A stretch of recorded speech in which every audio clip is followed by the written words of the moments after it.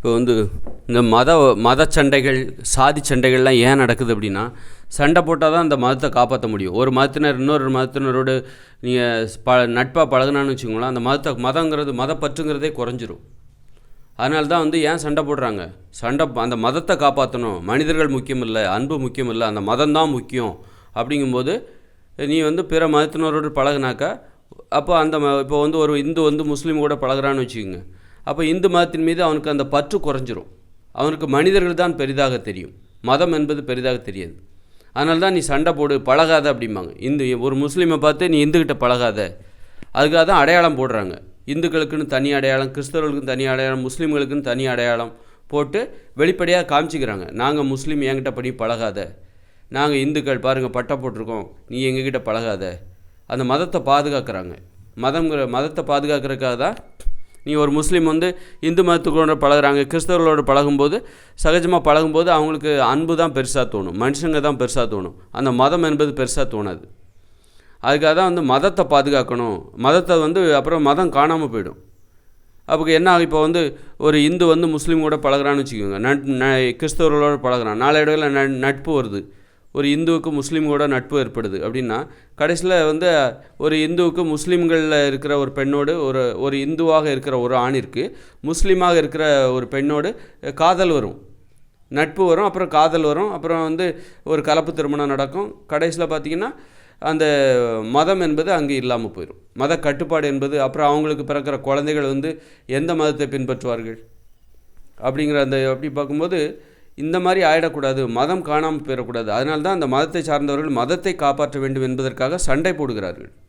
சண்டை போட்டால் தான் அந்த மதத்தை காப்பாற்ற முடியும், சண்டை போட்டால் தான் அந்த சாதியை காப்பாற்ற முடியும், சண்டை போட்டால் தான் நிறவெறியை பாதுகாக்க முடியும்.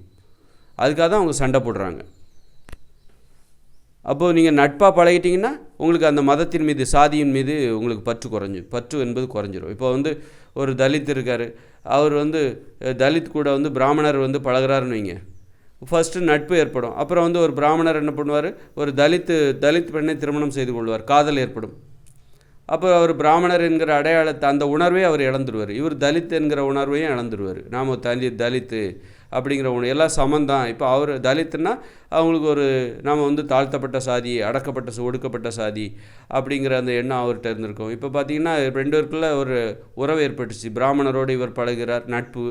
அப்போ நாம் ஒன்று தான். அந்த தாழ்வு மனப்பான்மை இவருக்கும் இருக்காது, இவருக்கு அந்த உயர்வு மனப்பான்மை இருக்குது, நாம் உயர்ந்த சாதிங்கிற எண்ணம் இவருக்கும் இருக்காது.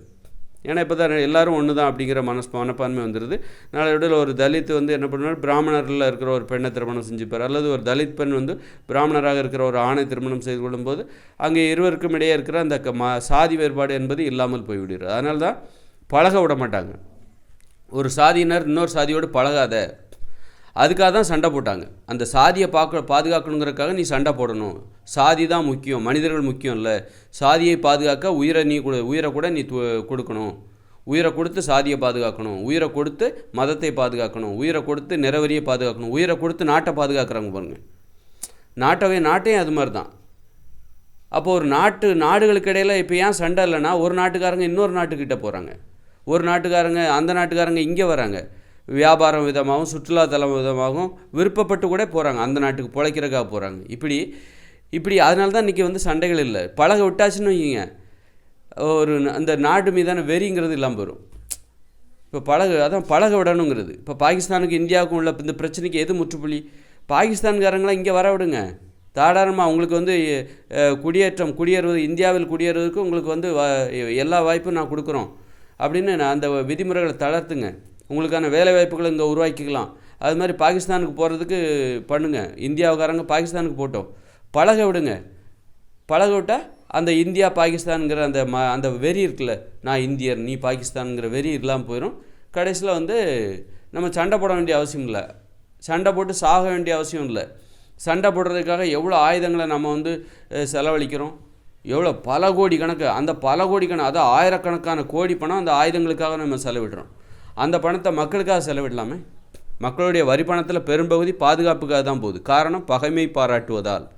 அதனால் நீ பழகுனா இந்த வெறிங்கிறது குறைஞ்சி போயிடும். அதனால் இப்போ 2 மதத்துக்கு இடையில் நீங்கள் இப்போ சண்டை போடக்கூடாது, மத வெறி இல்லாமல் இருக்கணும் அப்படின்னா, அப்போ 2 மதத்துக்காரங்க கல்யாணம் பண்ணிக்கிட்டாங்கன்னா ஏதாவது சலுகை கொடுங்க.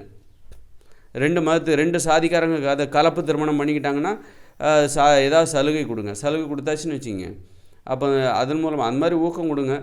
அல்லது அதை அந்த மாதிரி காதலுக்கான சுதந்திரத்தை ஏற்படுத்துங்க. இல்லை சலுகை தேவையில்லை, இல்லை காதலுக்கான சுதந்திரத்தை ஏற்படுத்துங்க. யாரும் எந்த மதத்தையும் காதலிப்பது, கல்யாணம் பண்ணுறது ரொம்ப ஈஸியாக மாற்றிட்டாலே இந்த சாதி வெறி, மத வெறி எல்லாம் காணாமல் போயிடும். சண்டைகள் மூலமாகத்தான் நாடு மீதான வெறி பாதுகாக்கப்படுகிறது. நாட்டின் மீதான வெறி பாதுகாக்கப்படுகிறது. சண்டைகள் மூலமாகத்தான் மதம் என்பது பாதுகாக்கப்படுகிறது. சண்டை போட்டால் தான் மதத்தை பாதுகாக்க முடியும். சண்டை போட்டால் தான் சாதியை பாதுகாக்க முடியும். சண்டை போட்டால் தான் ஒரு நாட்டின் மீதான வெறியை பாதுகாக்க முடியும். அதனால் நம்ம பழகிட்டாலே அந்த வெறிங்கிறது இல்லாமல் போயிடும்.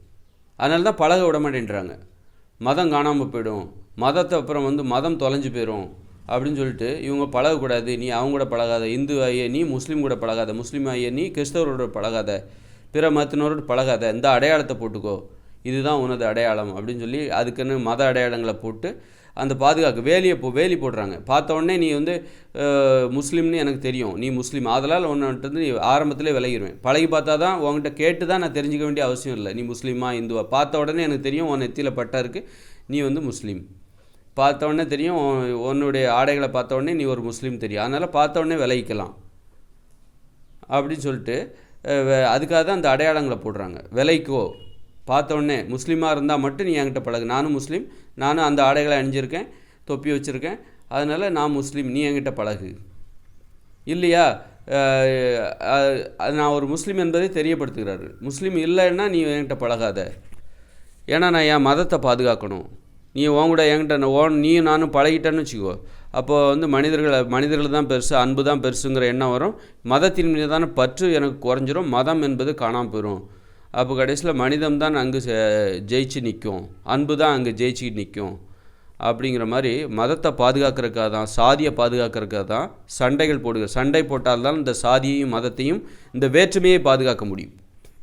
சண்டை போட்டால் தான் வேற்றுமையை பாதுகாக்க முடியும். வேற்றுமை என்பது செயற்கையானது, ஒற்றுமை தான் இயற்கையானது. அதனால் சண்டை போடலை அப்படின்னா மனிதர்கள் ஒன்றாகிவிடும். மனிதர்கள் ஒற்றுமையாக இருக்குது, என்ன தடையாக இருக்குது? சண்டைகள் தானே தடையாக இருக்குது. அப்போ மனிதர்கள் அந்த வேற்றுமையை நீங்கள் பாதுகாக்கணும் அப்படின்னா சண்டை போட்டுக்கிட்டே இருக்கணும். சண்டை போடுறதை நிறுத்திட்டாலே, அப்போ சண்டை போடுறதை நிறுத்திட்டு நம்ம சும்மா இருக்க முடியுமா? அன்பு செலுத்த ஆரம்பிச்சிடணும். நான் சண்டை போட மாட்டேம்மா, ஒன்று நான் நேசிக்கவும் மாட்டேன், நடுநிலைமையில் இருக்க முடியாது. ஒன்று இந்த பக்கம் போ, இல்லைனா இந்த பக்கம் போ, ஒன்று நேசிக்க ஆரம்பி, இல்லைனா சண்டை போடு. அப்போ நீ சண்டை போடுறதை நிறுத்திட்டா இந்த பக்கம் வந்துடணும், நேசிக்க தொடங்கி விடு. சண்டை ஏதாவது ஒன்று செய்யணும்ல, நேசிக்க தொடங்கி விடு. நேசிக்க தொடங்கிட்டாக்கா இந்த வேற்றுமைகள் எல்லாம் காணாமல் போயிடும். நிற வேற்றுமை, மொழி வேற்றுமை, நாடு வேற்றுமை, அப்புறம் சாதி வேற்றுமை, மத வேற்றுமை, அப்போ ஏழை பணக்காரர் என்கிற வேற்றுமை எல்லா வேற்றுமையும் காணாமல் போயிடும். நேசம்தான், அன்பு தான் மனித இனத்தை ஒற்றுமையாக்க போகும். மனிதர்கள் அனைவரும் ஒன்று என்கிற உணர்வை தரக்கூடியது அன்பால் மட்டும்தான் அது சாத்தியம். இந்த உலகில் அமைதியை ஏற்படுத்த வேண்டுமென்றால் அது அன்பால் மட்டும்தான். பழகணும், பேசணும். அதற்கு இருக்கிற அத்தனை தடைகளையும் உடை தெரிய வேண்டும். சாதி, மத, நிறவெறி, ஏழை பணக்காரர் என்கிற ஏற்றத்தாழ்வு, அப்புறம் படித்தவர் படிக்காதவர், இதுவும் அது மாதிரி தான். படித்தவர் படிக்காதவர் என்கிற ஏற்றத்தாழ்வும் இந்த சாதி மதத்தை போல் ஒரு மோசமானது தான். படித்தவங்க படிக்காதவங்ககிட்ட பழக மாட்டாங்க. ஏன்னா படித்தவங்க பணக்காரராக இருப்பாங்க, படிக்காதவங்க ஏழையாக இருப்பாங்க பெரும்பாலும். அப்போ ஏழை பணக்காரர் என்கிற வேறுபாடு தான் அது அடிப்படையாக இருக்குது. இதுவும் மனிதர்களை வேறுபடுத்த தான் செய்கிறது. அதனால் எல்லா தடைகளையும் தாண்டி, அதாவது மனிதர்கள் சண்டை போடணும் என்பதற்காகவே சாதி கண்டுபிடிக்கப்பட்டது. மனிதர்கள் சண்டை போடுவதற்கு ஒரு காரணம் தேவை, அதுதான் சாதி. மனிதர்கள் சண்டை போடுவதற்கு, வேற்றுமை பாராட்டுவதற்கு ஒரு காரணம் தேவை, அதுதான் மதம். மனிதர்கள் சண்டை போடுவதற்கு ஒரு காரணம் தேவை, அதான் ஏற்றத்தாழ்வு. ஏழை பணக்காரன், நடுத்தர வர்க்கத்தினர், படித்தவன் படிக்காதவன், இதெல்லாம் இந்த சண்டை போடணும், வேற்றுமையை பாராட்டணும், வேற்றுமையை பாதுகாக்க வேண்டும் என்பதற்காக உருவாக்கப்பட்டது. அதனால் நேசிக்க தொடங்கிட்டோம் நீங்கள், அன்பால் இந்த உலகம் சமமாக ஆகிவிடும். நீங்கள் ஒரு எளியவராக இருக்கீங்கன்னு வச்சுக்கோங்களேன், அல்லது உங்கள் நண்பர் எளியவராக இருக்கீங்கன்னா அவர் கூட நீங்கள் பணக்காரராக இருக்கீங்க. அப்போ உங்கள் நண்பரோட பழகும்போது நீங்கள் பணக்காரராக இருக்கிறது உங்கள் நண்பரோட மனசுக்கு வருத்தமாக இருக்கும். அப்படின்னு தெரிஞ்சுக்கிட்டு நீங்கள் என்ன பண்ணுவீங்கன்னா அவரை போல் எளியவராக நீங்கள் மாறுவீங்க. இந்த மாதிரிலாம் நடக்கும் உறவில். அதனால தான் பணக்காரங்க ஏன் எளியவர்கள்ட்ட பழக மாட்டாங்க. பழகுனாக்கா அவங்களுடைய மனசை புரிஞ்சுக்கிட்டு, ஐயோ நாம் பணக்காரராக இருக்கும்போது, இப்போ பணக்காரர் நல்ல ஆடை அணிவார், அப்போ எளியவர் குறைவான ஆடை அணிவார். அப்படிங்கும்போது அவருடைய மனசு வருத்தப்படக்கூடாதுங்கிறதுக்காக ஒன்று இவர்கிட்ட இருக்கிற ஆடையை அவருக்கு கொடுப்பாரு, அல்லது அவரை போல் இவரும் எளிமையாக ஆடை அணிவார். இந்த மாதிரி அன்புன்னு வரும்போது புரிதல்னு வரும். புரிதல், அவங்க மனசு வருத்தப்படக்கூடாதுங்கிறதுக்காக சமமான ஒரு இடத்துக்கு வருவாங்க. இப்போ ஒரு முஸ்லீம் என்ன பண்ணுவார், கிறிஸ்தவரோடு பழகுறாரு அப்படின்னா அந்த கிறிஸ்தவ நண்பரோடு நல்ல நெருங்கிய நண்பர், அப்போ அந்த அவருடைய கிறிஸ்தவ நண்பர் மனசு புண்படக்கூடாதுங்கிறதுக்காக இவர் தனது மத அடையாளத்தை ரொம்ப காட்டிக்க மாட்டார். நான் ஒரு முஸ்லீம்ங்கிறத அதிகமாக காட்டிக்க மாட்டார். ஒரு இந்து அதுபோல் என்ன பண்ணுவார், ஒரு முஸ்லீமோட பழகும்போது தனது மத அடையாளத்தை இவர் வந்து அதிகமாக காட்டிக்க மாட்டார். யாரும் இந்து, ஏன்னா முஸ்லீமோட மனம் பாதிக்கப்படக்கூடாது அப்படிங்கிற. அதுபோல் முஸ்லீம் என்ன பண்ணுவார், அந்த இந்து மதத்தை சேர்ந்தவருடைய மனம் பாதிக்கப்படக்கூடாதுங்கிறதுக்காக தனது மத கட்டுப்பாடுகளை தளர்த்தி கொள்வார். மத அடையாளங்களை வெளிப்படையாக அவர்கிட்ட காமிக்க மாட்டார். தான் ஒரு முஸ்லீம்ங்கிறத உணர்த்துற மாதிரி அவர் நடந்துக்க மாட்டார். அப்படி தான் அந்த மதம்ங்கிறது. அப்போ அன்பு தான் முக்கியம், நட்பு தான் முக்கியம் அப்படின்னா, ஒற்றுமை தான் முக்கியம் அப்படின்னா, அந்த மத அடையாளங்கள், வேற்றுமை, அதை கொண்டாடுகிற, அதை பாதுகாக்கிற அடையாளங்கள் காணாமல் போய்விடும்.